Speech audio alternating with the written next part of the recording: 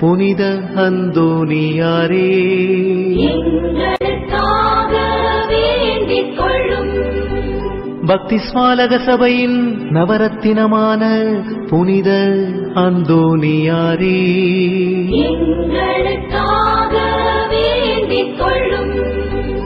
பக்தி ஸ்மாலக பிரான்சிஸ்குவை உத்தம விதமாய் கண்டு பாவித்தவரான புனித அந்தோனியாரே, எங்களுக்காக வேண்டிக் கொள்ளும்.